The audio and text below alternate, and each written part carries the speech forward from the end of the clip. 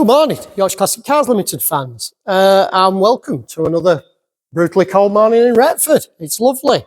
Welcome to the Yorkshire Classic Cars Limited YouTube channel. That's what everybody seems to say these days, so I may as well. I'm drawing your attention to the big red Rover SD1. This may be mundane. I actually did a video of this and I can't seem to find it, so it's from a few weeks ago and it's time's dragged on a little, unfortunately. So the car's in for body restoration. It's not a huge restoration job, although many jobs start that way. This is actually very good. I've looked underneath it. The boot floor has got some rust holes in it, inevitably. There's some small rust holes in the back panel. You can see there, he supplied me with a brand new one. The sunroof is rusty, which is a bit of a concern, but there you go. There's some localized rust like this that we know about. The doors on the passenger side are dog rough, and it needs sills. As you can see, somebody's attempted to do this sill, but it's not a particularly good job, hence it's come to me. The rear wheel arch here is a little bit bad, and basically what I'm doing is I'm getting it ready to do the sills. The sills being the most important part of any build, really. So I'm going to do the sills first, which involves, of course, changing the doors, getting them all adjusted up. If you've seen the Stag videos I've done recently, you'll know that I was doing the doors on a Stag. It's critical to have good doors. You need good, straight, strong doors before you even start. So, quick overview on the car. This car in particular is a Rover SD1. Obviously, it's quite a late car. Can't remember what year it is. Don't know the registration, didn't come with it. It was part stripped when I got it. The SD1 is a fuel injected model, so it's early Lucas fuel injection.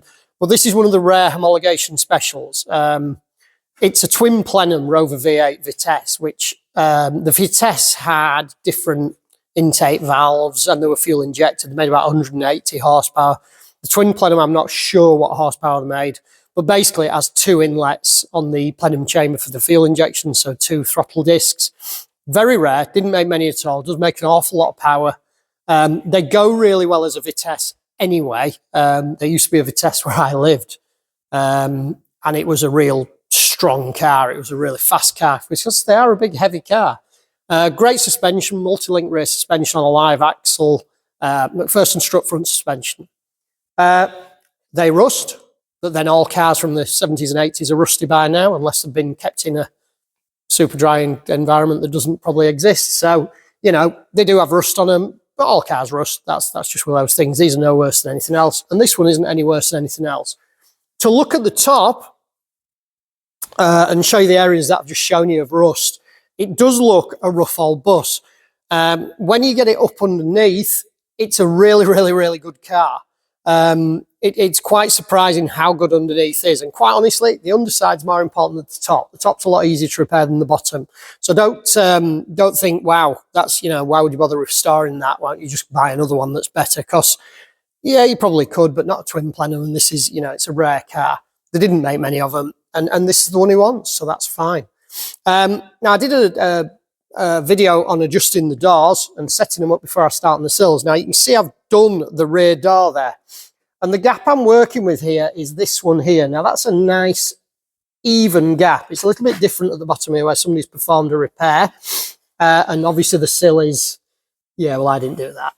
For some reason, they've repaired the sill on the outside. Now, I kind of understand people doing that. I've seen it done, you know. But the sill actually goes to this pinch weld or this spot weld here, this flange under here. Okay, and all that's structurally important. So I want to do it properly, so I'm going to be unpicking that correctly.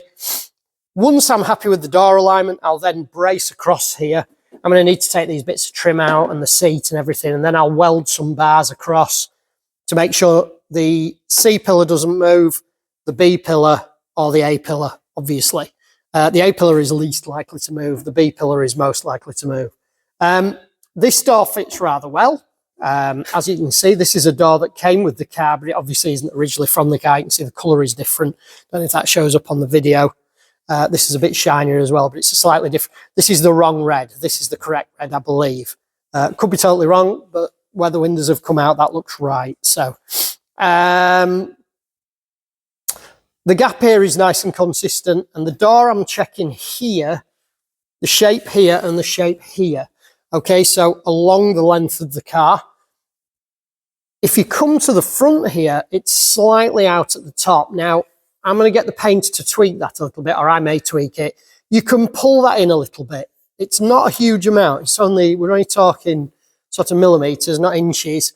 But because the shape of the door is so good at the back, the only other way I can adapt that is to bring this out here, okay, here, which will then roll the door in on the top hinge. I can't do it any other way, really. The hinges are mounted, you can see them there, in here and in here. They're the same front to rear, so this is like a more modern system of doing the hinges. This section here is welded through the A panel and boxed all in. It's very, very strong in there. Thick, solid steel. The hinge pin goes through this pressed steel hinge, and I say pressed steel, but it's about 1/8 of an inch thick, 3mm thick, so it's, you know, it's thick gear. And then this bolts to the door. Now that's the only adjustment. You can, of course, adjust this here with a hammer, or you can cut it with an angle grinder and weld it back together, or whatever. You can adjust them. But you need those to have no play. Now, these original pins had a lot of play in them. I've removed those door hinges. This is the original hinge. And although it's not evident now, it was basically the pin was seized into here. The pin it has splines around the top there, like a wheel stud, basically, and locks into the hinge, and then it pivots in this thicker steel section, because obviously this is going to wear away quicker. So as you can see, when I turn that, you should be able to see the dot on the top there turns with the hinge, which is correct. Now, I feel bad about doing this because somebody has to paint this car, but I have filled that with oil and grease in there. And I know they've got to clean it out. Basically, that's to try and push some oil and grease into this section here, because you can't really get to do that afterwards. You need to do it as the pin goes through. So I've done that.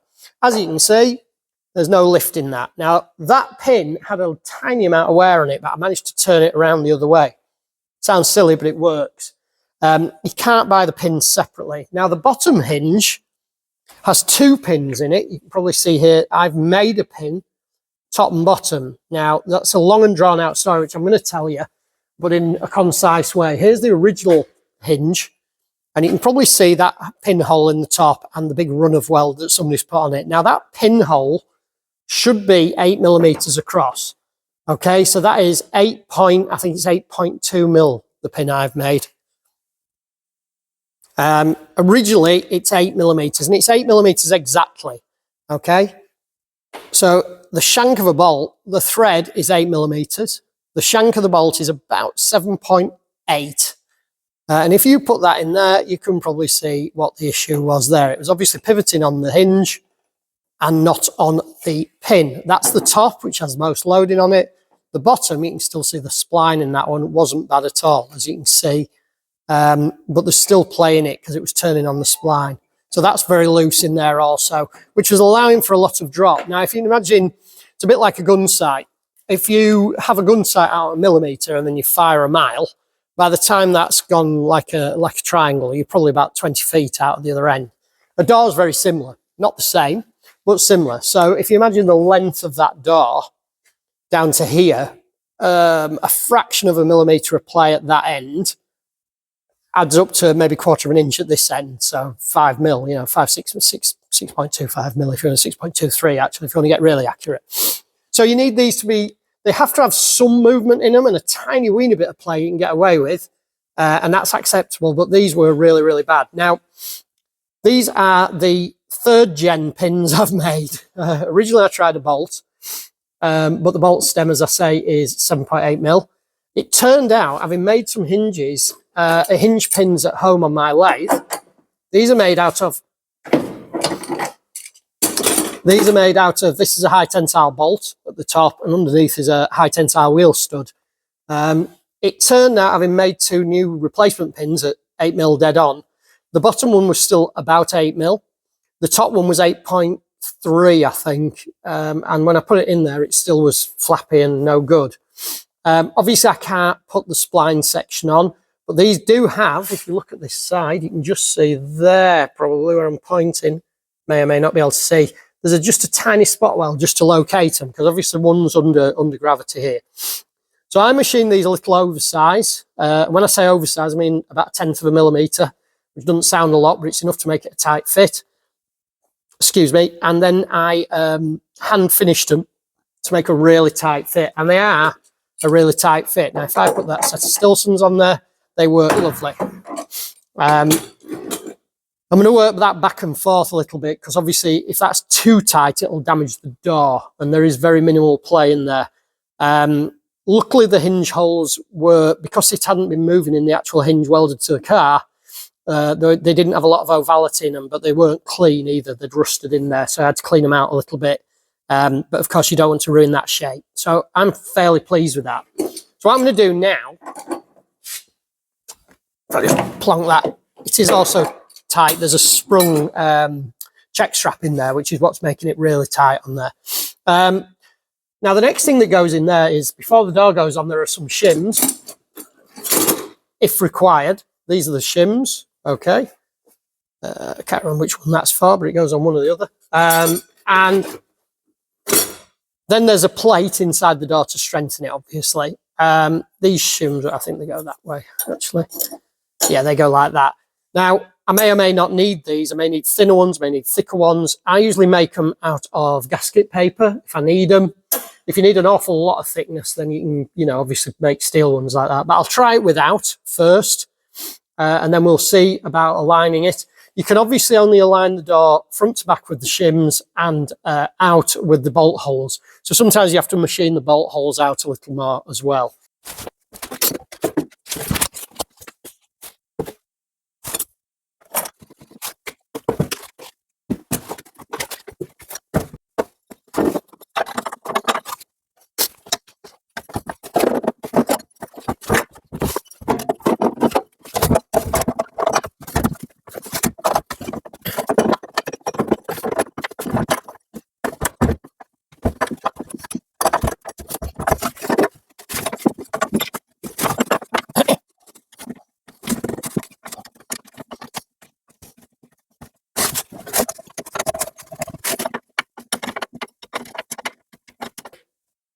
So what I've done there, I've mounted the door up. You can see the Ugga Dugga gun still in the bottom of the door. Obviously, I'm going to need to adjust it somewhat. I've put, I don't know if you can see or not, but I've just put 2 flange nuts on there, one top outside and one inside, just for now. That's just temporary while I try to sort out the gap fore and aft. It will need to come out and about and jiggle about a little bit, but that's no problem at all. Now, I'm looking at the door when I close it. Okay, you can see it moving ever so slightly there. That's because the plates aren't tight yet.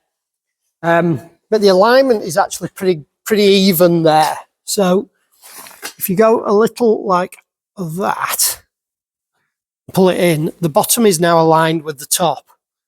Okay, so that's nice and smooth. Now, I don't know whether I need to just move the striker in or out a little bit. But what I think I'm going to do is just adjust it like that, a touch. It is just slightly proud, but get the angle about right, okay? Then what I'm going to do is just take my Ugga Dugga gun.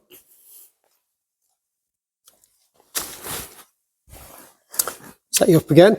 Take my Ugga Dugga gun. And just tighten that. It's the top hinge that's just moving ever so slightly. So I just want that to be, if it's too far out, I'm not bothered about that. Just want it to be a nice even shape to the other door, which it is if I pull that out a bit. Now, I aren't worried about the front to back spacing yet.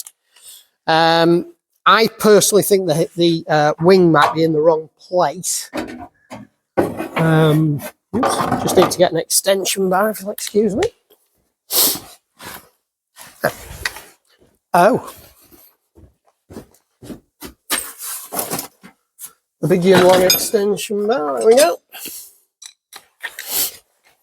Then I can get to just do this through the door and I can see what I'm doing. Now, this doesn't always work, obviously. Weirdly, the door is one of those things where you can see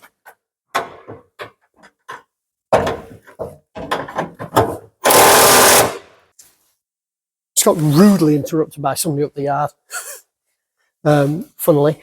Now then, I've tightened the top hinge. That's helped a lot, obviously. The door's not moving as much. And looking at that line there, we look ever so slightly proud. Now, the sill is obviously not a good datum at this point because it's been faffed with. But I don't particularly want to move this door out to meet this door, purely because it's a little tiny bit proud here. And if I continue to pull that out, that's going to make that worse, obviously. So I need to move this door out ever so slightly. Now, obviously, I've removed the handle. So if I just move the striker out ever so slightly, the seat does need retrimming, I hasten to add.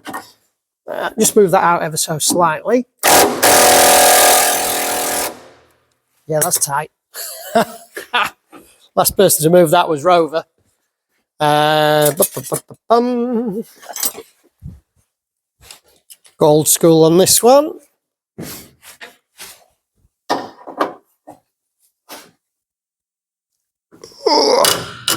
Just a torque screw. Don't want to loosen it completely because I don't want to alter the height. It is a bit weird working near the old windsill here. And I've just lent that chap my hammer, so I don't have that. I have to use my little hammer. Might be better, actually. Looking for a drift, but that'll do. So if I just adjust that out ever so slightly now.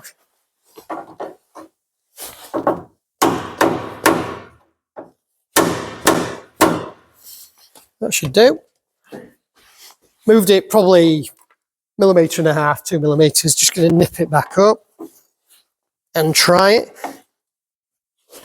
It's a little bit like setting your race car up. You have to keep just altering one thing at a time.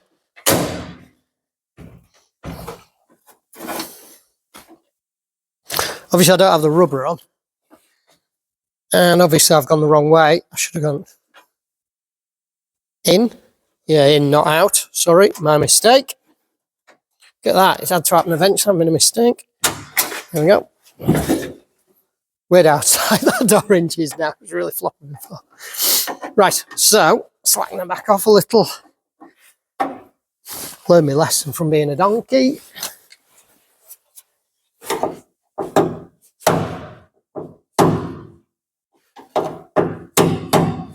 Just trying to keep the orientation of the striker in the right place. Just nip it, not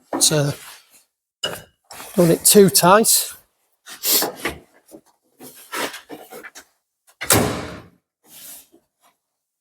I think we're about back where we were. Good at the bottom. Maybe just come in a little at the top. I think that's pretty good, actually. The line here is important. That's right. The line here is important. That's right. That just looks slightly out. So that might just be that door, actually. But I think I can live with that. It's pretty good. As I recall, there are no shims in the front of that. This gap looks quite sizable here, but it's even to the wing. Now, I'm not actually changing the wing. It's about 10 mil there. And the front is, it depends where you look, really, to be honest with you. It's a little tight, I think. So I will move it back a touch. So to do that, just going to open the door. And one at a time. Open up the hinge. Now the top hinge just needs moving out a little bit. What I'm doing is, I'm doing that. These were in fault. Oh, look, on hinge. That's right. Comes in. Now, this car's slightly different. What's the stagger go? This car is slightly different. Because that one, how you wing fitted. So I can line it off so we have to this wings. The wings fitted is on you. The wings fitted is on you. So, yeah, just nip the bolt nuts up just to get it tight, just so it's not flapping about. That's pretty good. You have to make sure your striker is out far enough to catch both, obviously, lock points. That's good. Happy with that. Gap, still sizable. Little bit further out at the top than the bottom. And that's similar on this side. So it looks to me like I need to come out a little more at the top, but then I do need to ever so slightly move the door out as well. The line is pretty good there. We're following the line of the door, so that's good. Let me just loosen the top of that door then. And pull that out a bit like that. Just do something to push the bottom out. Try my wood chisel. Like that. That's better.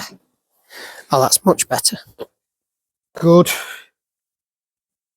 That's good. Good all around there. It's just that part there. So either the door needs tapping out a little. I don't want to, I could file the holes out and move that on the hinge, but then this will be a big step here, which I don't want, because that's pretty blooming good there. Just going to try it with my straight edge. That's the wings pulled a little bit, all sorts of directions, but there's no gap there. No gap there. There's no real gap. Tiny bit maybe. There. Door edge is in a little.